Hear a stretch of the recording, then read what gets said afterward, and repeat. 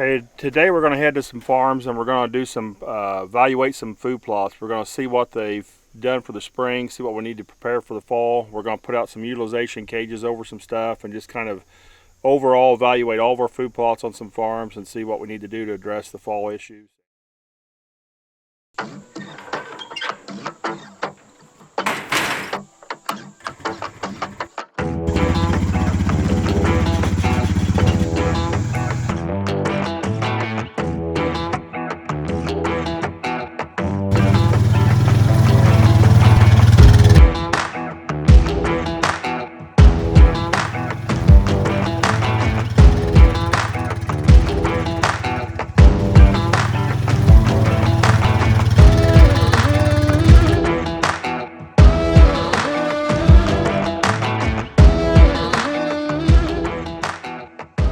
Okay, what we're filming in today is a test plot. You may look at this and think, man, there's a lot of weeds, it doesn't look that good, but this plot was actually just planted about 2 to 3 months ago.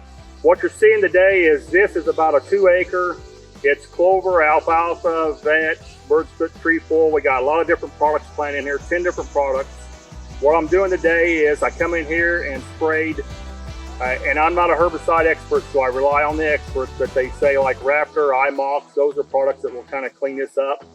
I sprayed that over it. Now I'm putting in my utilization cages, and what these will allow me to do is over the next 2 or 3 years, looking at this plot, I can see how much growth is in the cage that the deer and the rabbits and stuff aren't eating, and how much is outside that they are consuming. I'll put a couple trail cameras at each end, but during the year we'll see that sometimes they like to feed maybe in the alfalfa or one of the varieties of clover or a vetch or a bird's foot trefoil. They might like a different product at different months and different stages of the year. And like an alfalfa that goes dormant in the wintertime, you know, they'll lay off of it for a while. But these test plots like this have showed me this over 30 some years. I enjoy doing them. It's a lot of work. I eventually get to where I'm taking tissue samples to find out when I see them eating on something a lot. I want to know the nutritional value they're gaining from eating that product.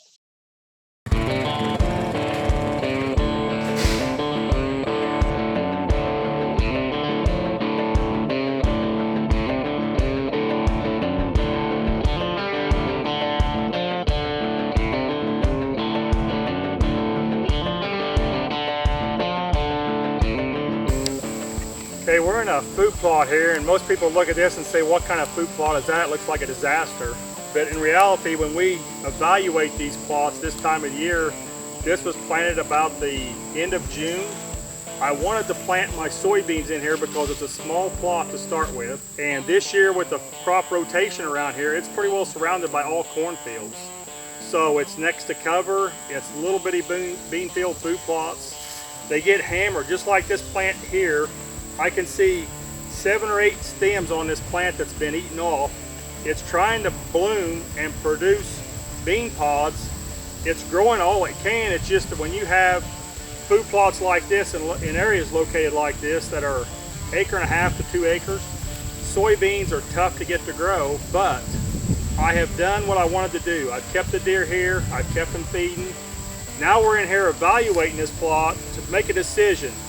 Do we wait and watch the weather and see if it's going to be enough rain that we overseed maybe some cereal grains, some wheat, or some brassicas in here? Is it going to be dry enough that we're going to come in here and rip this up and replant a fall plot in here? Those are the 2 choices we got to make. As we look at this today, I don't think there's going to be enough in here to leave it in 2 weeks because I'm not seeing pods on here yet. I think probably what we'll do in this case is come in here and rip this up and replant it.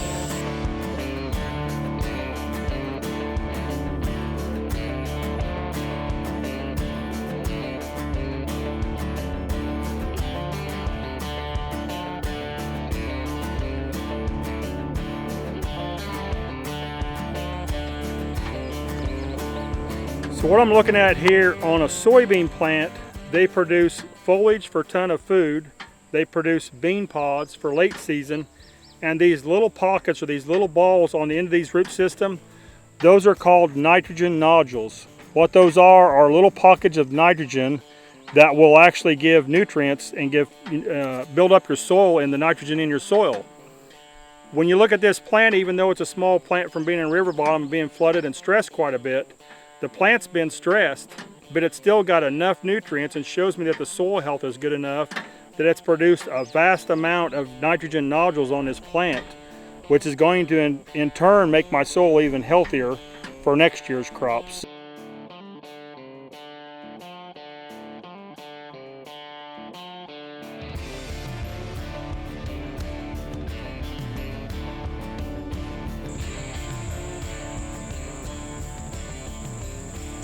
On this farm, this specific farm, this client asked me to come in and kind of help him establish some switchgrass. Native grasses relatively are hard to get established and do them correctly, and normally we'd like to plant our native grass fields around the 1st of May to the middle of May.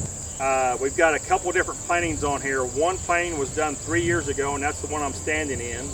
And then there's some other places on this farm that was still row crops that the farmer was farming. Since then, it's been taken out and it's been added into the switchgrass program. Main thing with planting switchgrass or any native grasses is weed control, because this product, even though it grows fairly tall and thick and will crowd out other competition, it's slow to start. When you plant it, it takes about 25 to 30 days for that plant to emerge above the soil, but it's putting on the motor or the root base below the ground the whole time. And that's what allows that plant the ability during June, July, August, drier months to accelerate and outgrow all the other products.